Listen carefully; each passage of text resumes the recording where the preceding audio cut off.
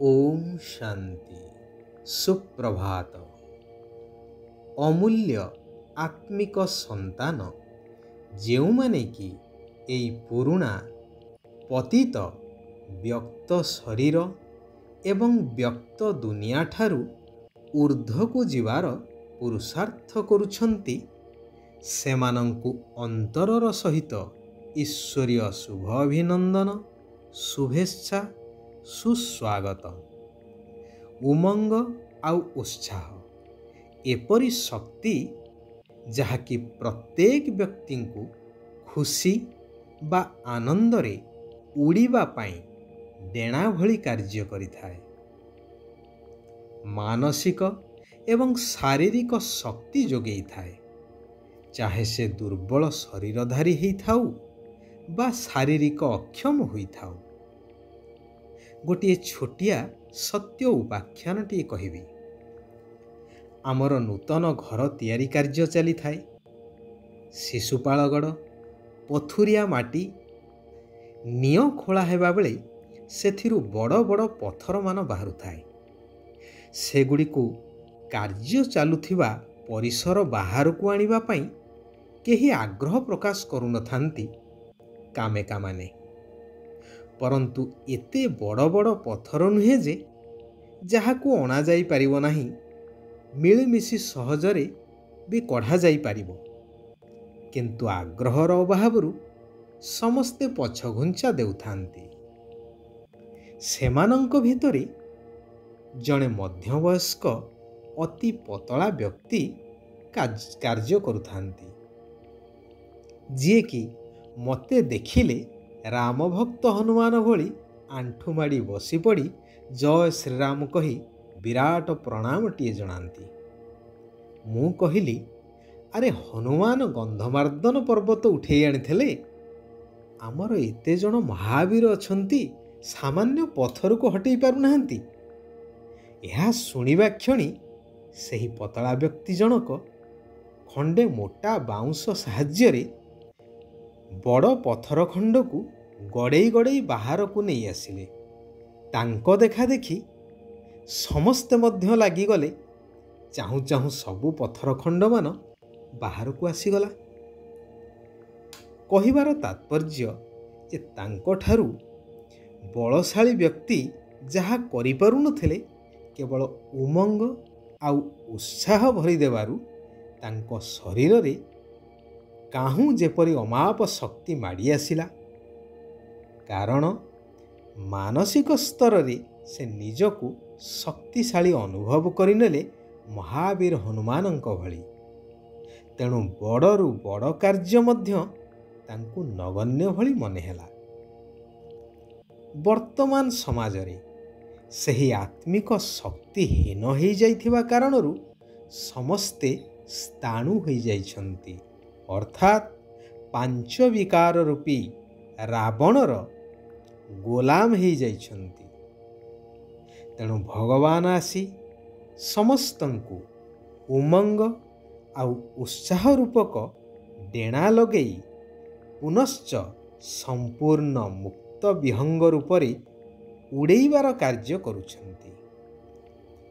एई व्यक्त दुनिया एवं व्यक्त शरीरर आधार नहीं जो आत्मिक संतान माने परमात्म मिलन मनैबा पाई आसिछंती, सेमानंकर स्नेह संपन्न मिलनर भावना एवं संपूर्ण हेबार श्रेष्ठ कामनार शुभ उमंग उत्साहर तरंग को बाप दादा देखुछंती।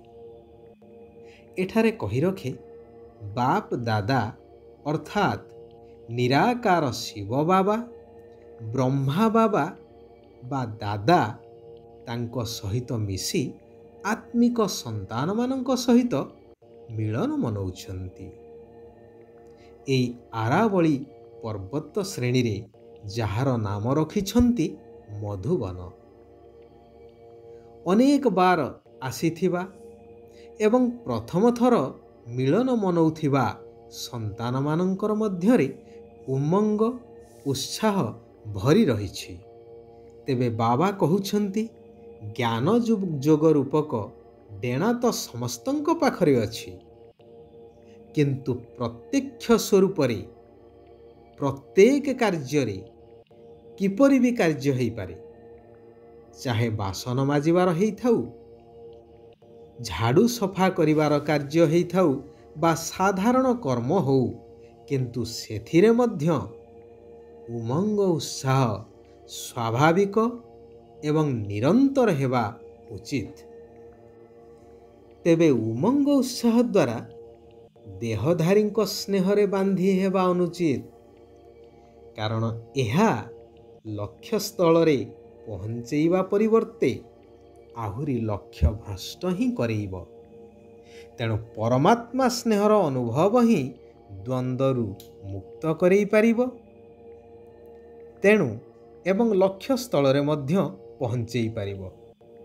କହିବା ବାହୁଲ୍ୟ, ଯିଏ ପରମାତ୍ମା ସ୍ନେହୀ ସେମାନେ ସ୍ୱତଃ ଭାବରେ ସମସ୍ତଙ୍କର ସ୍ନେହୀ ହେଇଥାନ୍ତି ଏବଂ ପ୍ରତ୍ୟେକ କାର୍ଯ୍ୟ କେତେ ବି କଠିନରୁ କଠିନ ହେଇଥାଉ ତାଙ୍କୁ ଖେଳ ଭଳି ଅନୁଭବ ହେବ।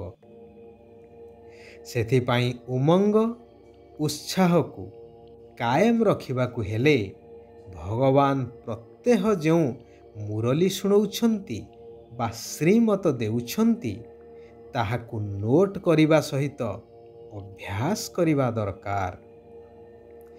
ବିନ୍ଦୁ ସ୍ଥିତିରେ ରହି ବିନ୍ଦୁ ପିତାଙ୍କୁ ମନେ ପକେଇ ବିତି ଯାଇଥିବା କଥାକୁ ବିନ୍ଦୁ ଲଗାଇ ଆତ୍ମିକ ବାର୍ତ୍ତାଳାପ କରିଚାଲ। ଜ୍ଞାନର ପଏଣ୍ଟ ଗୁଡ଼ିକୁ ମନନ ଚିନ୍ତନ କରିଚାଲ, ଯାହାକୁ କୁହାଯାଏ ସାଗର ମନ୍ଥନ। ତେବେ ସର୍ବଦା ମୁକ୍ତ ବିହଙ୍ଗ ସଦୃଶ ଉମଙ୍ଗ ଉତ୍ସାହରେ ଉଡ଼ି ଚାଲିବ। ବାବାଙ୍କ ଠାରୁ ମିଳିଥିବା ଜ୍ଞାନ ରୂପକ ସମ୍ପତ୍ତିରୁ ଗୋଟିଏ ଗୋଟିଏ ଜ୍ଞାନରତ୍ନକୁ ସମ୍ମୁଖକୁ ଆଣି ସେହି ସ୍ଥିତିର ଅନୁଭବ କରିବା ଦରକାର।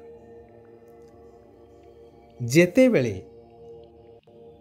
ଯେଉଁ ସ୍ଥିତି ଭଲ ଲାଗୁଛି, ଅର୍ଥାତ୍ କେତେବେଳେ ଆତ୍ମିକ ସ୍ଥିତିର, କେତେବେଳେ ଫରିସ୍ତା ସ୍ୱରୂପର ଅଭ୍ୟାସ କରିବା ସହିତ ଆତ୍ମିକ ବାର୍ତ୍ତାଳାପ ମଧ୍ୟ କରିଚାଲିବା ଦରକାର। ଯେଉଁ ସମୟରେ ଯେଉଁ ସ୍ଥିତି ଭଲ ଲାଗୁଛି ସେହି ରୀତିରେ ମନେ ପକେଇଲେ ଉମଙ୍ଗ ଉତ୍ସାହ ସର୍ବଦା କାୟମ ରହିବା ସହିତ ବାବାଙ୍କ ଠାରୁ ସର୍ବସମ୍ପତ୍ତିର ଅଧିକାର ମଧ୍ୟ ପ୍ରାପ୍ତ ହୋଇପାରିବ। ଶିବ ବାବା କହୁଛନ୍ତି, ଏହି ସଙ୍ଗମ ଯୁଗୀ ବ୍ରହ୍ମାମୁଖ ବଂଶାବଳୀ ବ୍ରାହ୍ମଣ ଜୀବନରେ ଅଲୌକିକ ମୌଜର ଅନୁଭବ କରୁଥିବା କର୍ମର ଗୁହ୍ୟ ଗତିର ଜ୍ଞାତା ହୁଅ। କିନ୍ତୁ ମୌଜରେ ରହିବାର ଅର୍ଥ ଏହା ନୁହେଁ କି ଯାହା ଇଚ୍ଛା ତାହା କରିବା କି ନିଜ ମସ୍ତିରେ ରହିବା। ଏହା ହେଉଛି ଅଳ୍ପ କାଳର ମନ ମୌଜି। ଏହାଦ୍ୱାରା ସଦାକାଳର ଆତ୍ମିକ ମୌଜ ଦୂରେଇ ଯିବ। ଆତ୍ମିକ ମୌଜରେ ରହିବା ହିଁ ହେଉଛି ଯଥାର୍ଥ ବ୍ରାହ୍ମଣ ଜୀବନ। ତେଣୁ ମୌଜ କରିବା ସହିତ କର୍ମର ଗୁହ୍ୟ ଗତିର ଜ୍ଞାତା ମଧ୍ୟ ହୁଅ। ଅହମ୍ ଅର୍ଥାତ୍ ଅହଙ୍କାର, ବହମ୍ ଅର୍ଥାତ୍ ଅନୁମାନ କରିବା। ଏହି ଅହମ୍ ଏବଂ ବହମ୍ କରିବା ପରିବର୍ତ୍ତେ ସମସ୍ତଙ୍କ ଉପରେ ରହମ୍ କର, ଅର୍ଥାତ୍ ଦୟାଭାବ ରଖ। ଆଚ୍ଛା, ଆଜି ପାଇଁ ଏତିକି। ପୁଣି ଆସନ୍ତାକାଲି ଆମେମାନେ ଏକତ୍ରିତ ହେବା ସେହି କଲ୍ୟାଣକାରୀ ପରମ ପ୍ରିୟ ପରମାତ୍ମାଙ୍କର ଆଉ କିଛି ଅମୂଲ୍ୟ ମହାବାକ୍ୟକୁ ଆଲୋଚନା କରିବା, ଜୀବନରେ ଧାରଣ କରିବା, ନିଜର ଉନ୍ନତି ସହିତ ସାରା ବିଶ୍ୱକୁ ପରିବର୍ତ୍ତନ କରିବାର କାର୍ଯ୍ୟରେ ନିଜକୁ ସହଯୋଗୀ କରିବା। ସାରା ବିଶ୍ୱର ଆତ୍ମାମାନଙ୍କର କଲ୍ୟାଣ ହେଉ। ସମସ୍ତେ ସୁଖ ଆଉ ଶାନ୍ତିର ଅନୁଭବ କରନ୍ତୁ। ଓମ୍ ଶାନ୍ତି। ଓମ୍ ଶାନ୍ତି। ଓମ୍ ଶାନ୍ତି।